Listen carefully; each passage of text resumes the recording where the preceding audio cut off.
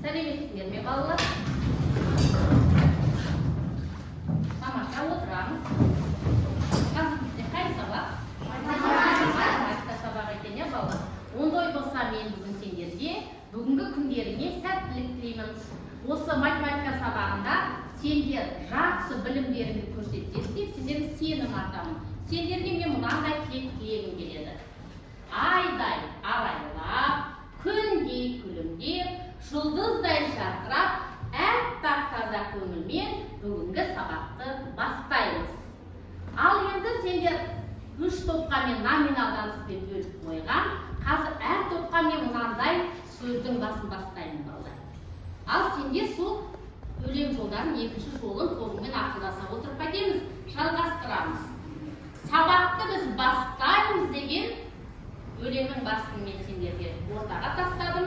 Жалғастыру ол сендердің құзырлығында. Ал топтарымен ойластырамыз. Қандай жақсы тілек тілейміз бір-бірімізге. Дайын топ, белгі береміз.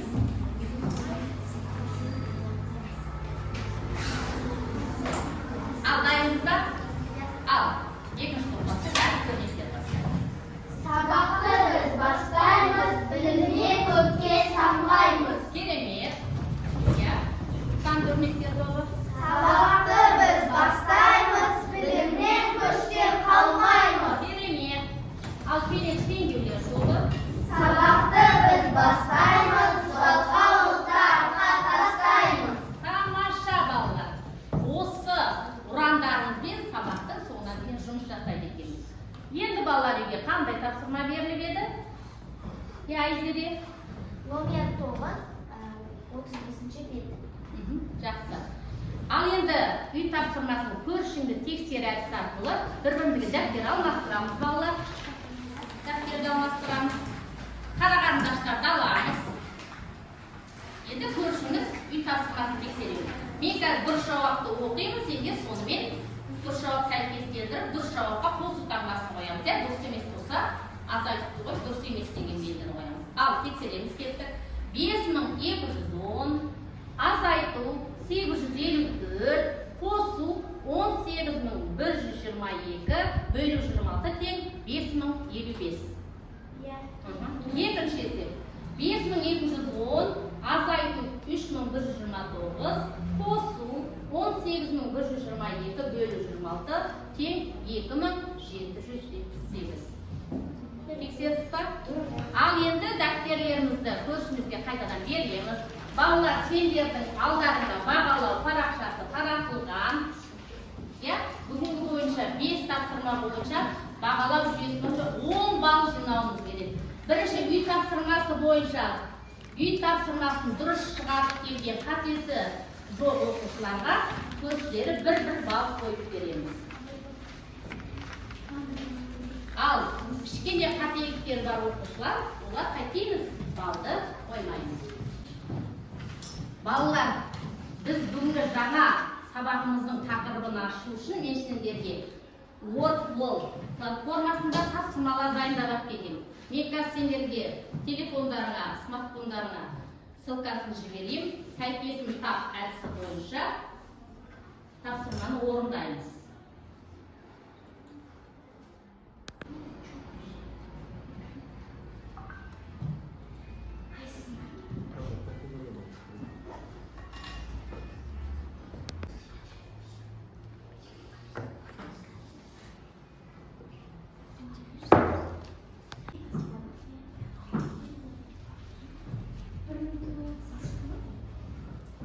Аяуын келе ғой.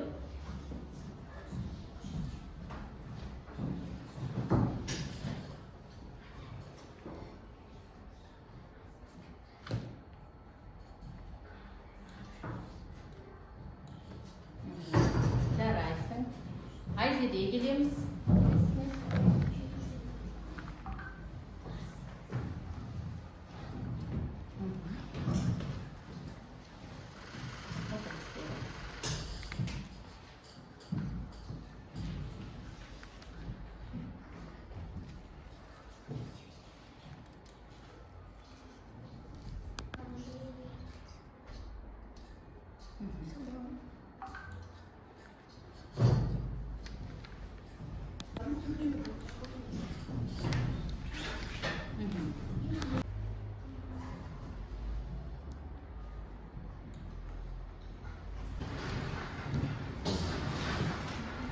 Балалар бұндай болса, қазір дұрыс жауаптарды тексереміз енді.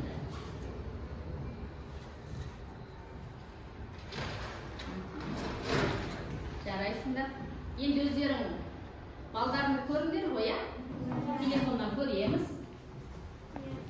Кім қаншаға тапсырманы, өзі 8 тапсырма ғой. 8 есептен кім қаншағына жауап берді.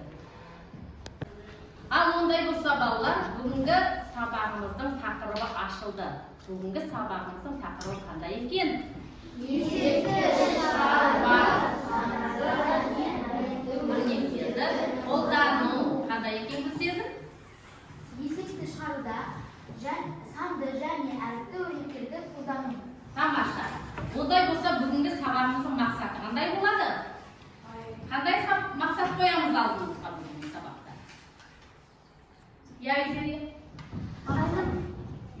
Айнымалысы бар өрнектерді шығара аламын. Құра аламын. Айнымалысына өрнектер құра аламын. Тағы қандай? Есептерді шығару барысында қолдана аламын. Есепте шығару барысында айнымалысы бар өрнектердің мәнін тауып қолдана аламын дейді. Тамаша балалар. Ондай болса қазір біз жұппен жұмыс жасаймыз. Жұптық жұмысты біз таза тақта әдісі бойынша жасаймыз. Алдарында ламинатталған парақша таратылған, иә балалар? Жұппен. Екі-екіден жұппен бірігеміз да номері 2-ші тапсырманы орындаймыз. Азамат сен Гүлсезіммен бірігіп кел сен жұбың жоқ қой, қалғандан жұппен бірге қаламыз. Тақтайшаларын қоямыз. 2-ші тапсырманы жұппен бірге отырып орындаймыз.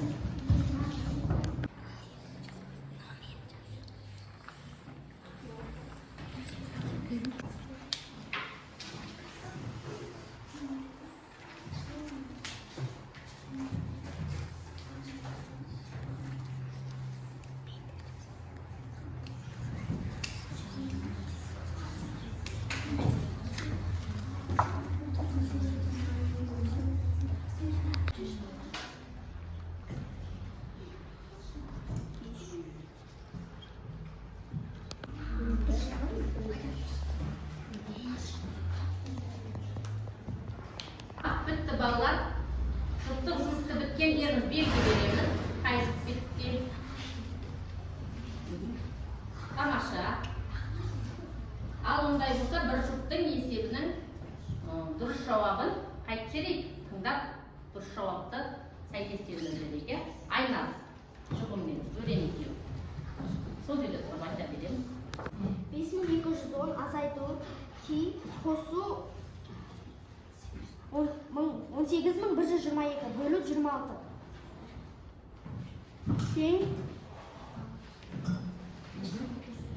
5210 азайту 8541 қосу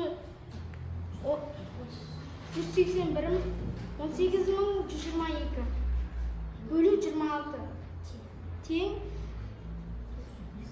4356 қосу 697 бөлу тең 5057.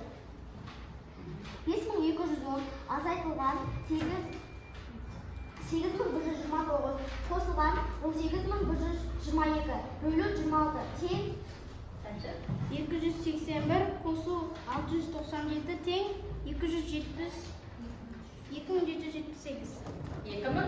2778. Дұрыс па? Иә. Ал енді топтағы 300 жұп болдық қой. Бір-біріміздің есебімізді біріміз алмастырып тексеріп жүреміз да. Әр жұпқа орындаған үшін 2 балдан бағалау парақшасына қоямыз. Бағалау парақшасы бар ғой. Алмастырыңда да бір жұпты бағалаймыз. Дұрыс жауапты оқыды.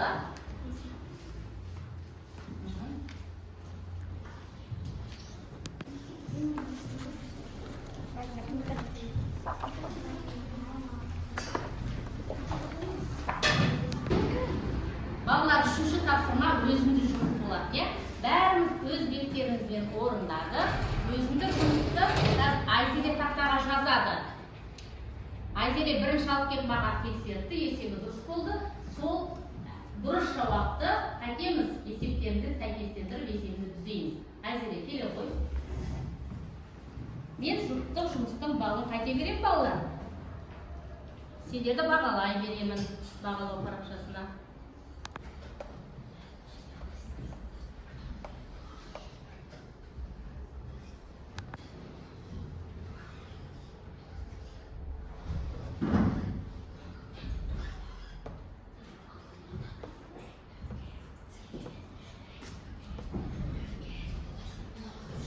Тексеріп деген балдар, бал алмайды.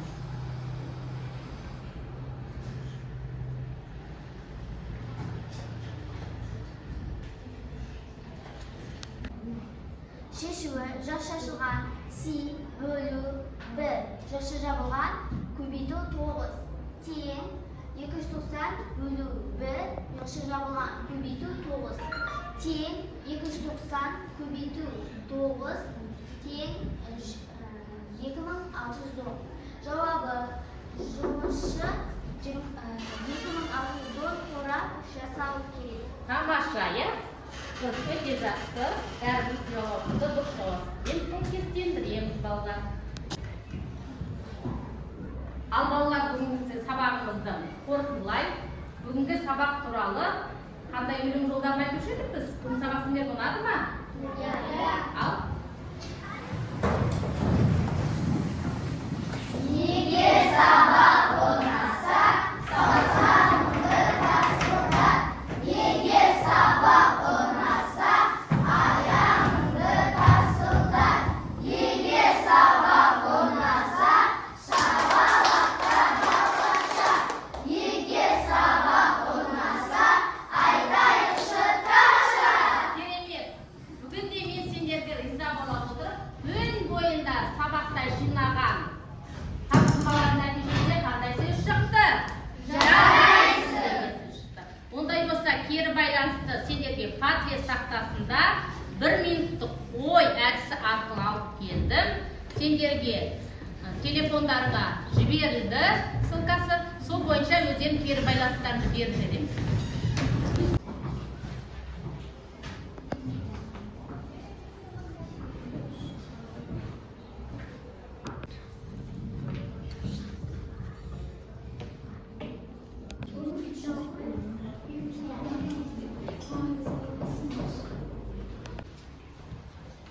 Балалар, бүгінгі сабақ бойынша жиған балдарыңды есептеріге, міне жалпы балдарын есептейміз тұр.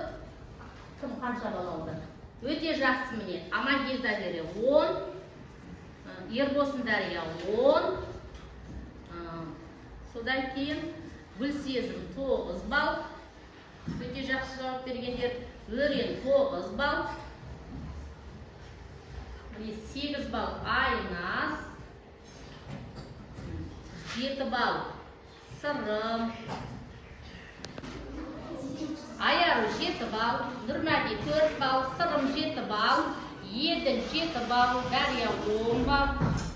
Дарын 6. Өрен 9. Медет 6. Нұркен 5.